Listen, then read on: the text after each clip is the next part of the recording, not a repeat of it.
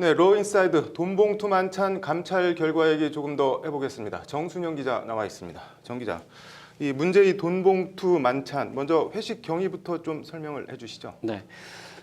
오늘 법무부 감찰위원회 발표에 따르면 네. 우병우 전 민정수석의 불구속 기소를 끝으로 네. 이 최순실 국정농단 수사가 사실상 끝났던 네. 지난 4월 20일 네. 이영렬 전 지검장이 안태근 국장에게 전화를 했다고 합니다. 네.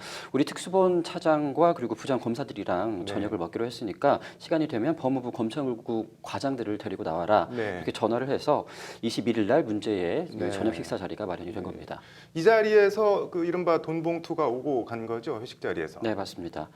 이 저녁 식사 자리에서 안태근 국장이 먼저 네. 중앙지검 1차장과 부장검사들에게 네. 100만 원에서 70만 원이 들어있는 이 돈봉투를 수사비 명목으로 네. 지급을 했습니다. 이게 또 이영렬 전 지검장도 법무부 검찰과장과 형사기획과장에게 각각 100만 원씩의 돈봉투를 네. 경력금 쪽으로 네. 지급을 한 것으로 전해졌습니다. 네. 그런데 회식을 마치고 나오면서 법무부 과장들이 네. 이 돈을 이 중앙지검의 부장 한 명에게 다시 네. 좀 돌려줘라라고 네. 반환을 한 것으로 전해졌습니다. 네. 식사비는 뭐 어떻게 결제를 한 건가요? 네, 그날 식당에서 총 95만 원의 네. 식사 금액이 나왔는데요. 네. 이 돈은 서울중앙지검의 수행 기사가 중앙지검 업무추진비 카드로 직접 결제한 것으로 알려졌습니다. 지검장 수행기사가 냈군요.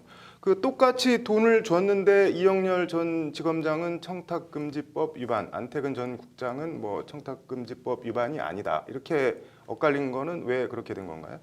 네, 먼저 이영렬 전 지검장의 경우에 네. 법무부 검찰과장과 형사기획과장이 네. 서울중앙지검 수사 등 특수활동을 실제 수행하는 사람이 아닌데도 불구하고 네. 두 사람에게 이 특수활동비로 경력금을 지급한 사안에 대해서 예산 집행지침을 위반한 청탁금지법 위반 사례라고 판단을 네. 했습니다.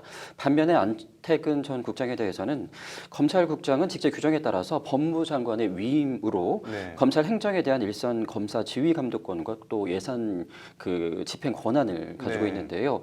이에 따라서 특수활동비 용도 범위 내에서 지급된 수사비는 청탁금지법상 상급 공직자 등이 주는 금품에 해당이 되기 때문에 네. 청탁금지법 위반이 아니다라고 네. 판단을 한 겁니다.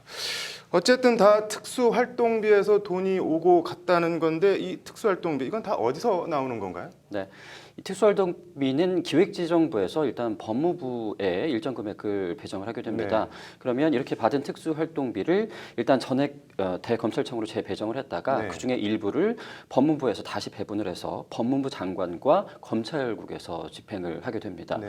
이영렬 전 지검장의 경우에는 특수활동비를 매월 네. 이 대검찰청에서 수령을 해서 사용을 해왔었습니다. 그런 거군요. 이 용도는 어떻게 되나요? 따로 뭐 규정 같은 게 없나요?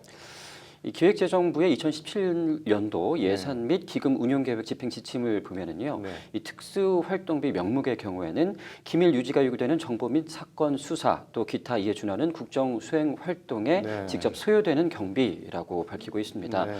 이와 관련해서 법무부는 특수활동비 사용 체계 투명성을 확보를 하고 또 엄격한 관리가 이루어질 수 있도록 앞으로 합리적인 개선 방안을 마련하겠다 이렇게 오늘 발표를 했습니다. 네.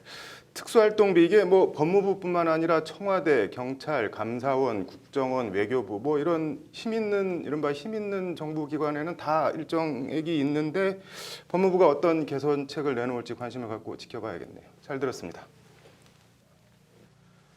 네, 로인사이드 정순영 기자였습니다.